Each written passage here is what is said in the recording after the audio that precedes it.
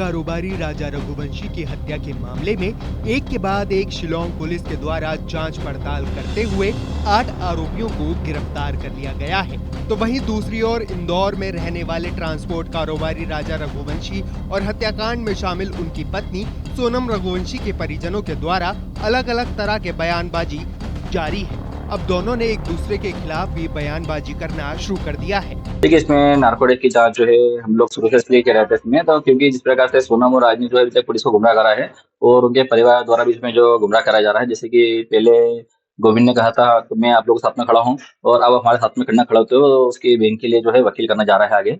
तो मैं भी जो है इसमें सुप्रीम कोर्ट के सारे वकील मेरे साथ खड़े हुए हैं और इसमें सुप्रीम कोर्ट के वकील जो उनको हायर भी करा मैंने है और इसमें नार्कोटिक जांच की भी जो अपील है हम लोग वहां से कराएंगे।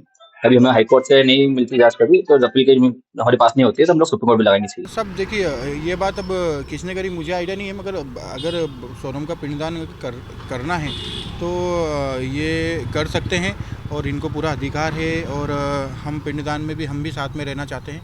तो अगर राजा और सचिन जी और विपिन जी के परिवार वाले अगर पिंडदान करना चाहें तो कर सकते हैं। और क्योंकि वो सोनम क्या है उनके फैमिली का हिस्सा था हमारी तरफ से, तो उनकी विदाई हो गई थी। और ये प्रथा भी यही बोलती है कि पिंडदान उन लोगों को करना चाहिए, तो वो कर सकते हैं। गोल्ड की बात बार बार सामने आ रही, क्या गोल्ड सोनम के पास जो थे वापस हो चुके हैं? हाँ, सोनम के पास जितना भी गोल्ड उन्होंने चढ़ाया था वो हमने वापस कर दिया है। एक चेन जरूर बाकी है उनकी, जो पुलिस कस्टडी में एक चेन है वो उनकी बाकी है, तो वो पुलिस कस्टडी से वो ले सकते हैं।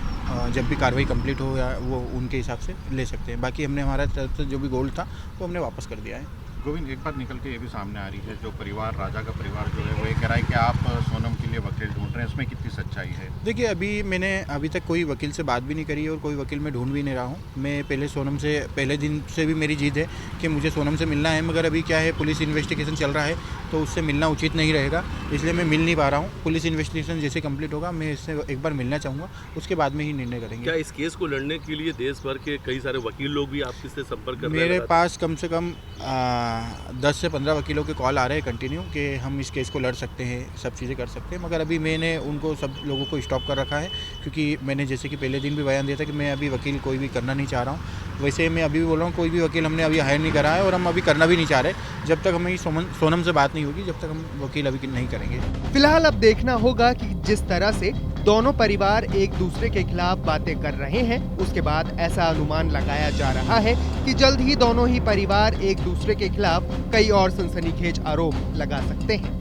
ट्रांसपोर्ट कारोबारी राजा रघुवंशी की पिछले दिनों शिलांग में हत्याकांड की घटना को उनकी ही पत्नी के द्वारा अंजाम दिया गया था। इस पूरे घटनाक्रम में जहां शिलांग पुलिस लगातार जांच पड़ताल करने में जुटी हुई है, तो वहीं दूसरी ओर इस पूरे घटनाक्रम में दोनों ही परिवारों के लोग एक दूसरे पर आरोप लगा रहे हैं। यदि 2 दिनों की बात करें तो जहां विपिन ने गोविंद पर वादा खिलाफी के आरोप लगाए, तो वहीं गोविंद ने इस पूरे घटनाक्रम में जो विपिन रघुवंशी सहित राजा रघुवंशी के परिजनों को लेकर भी कुछ बातें कही है। फिलहाल अब देखना होगा कि जिस तरह से शिलांग पुलिस एक और पूरे मामले में जांच पड़ताल करने में जुटी हुई है, तो वहीं दूसरी ओर जिस तरह से दोनों ही परिवार एक दूसरे के खिलाफ लगातार आरोप प्रत्यारोप लगा रहे हैं, तो निश्चित तौर पर आने वाले दिनों में कुछ और घटनाक्रमों को लेकर भी दोनों परिवार एक दूसरे के सामने आ सकते हैं। फिलहाल अब देखना होगा कि शिलांग पुलिस इस पूरे ही घटनाक्रम में जिस तरह से जांच कर इंदौर से रवाना हुई, उसके बाद वहां पर किस तरह के खुलासे करती है। इंदौर से TV9 भारतवर्ष के लिए संदीप मिश्रा।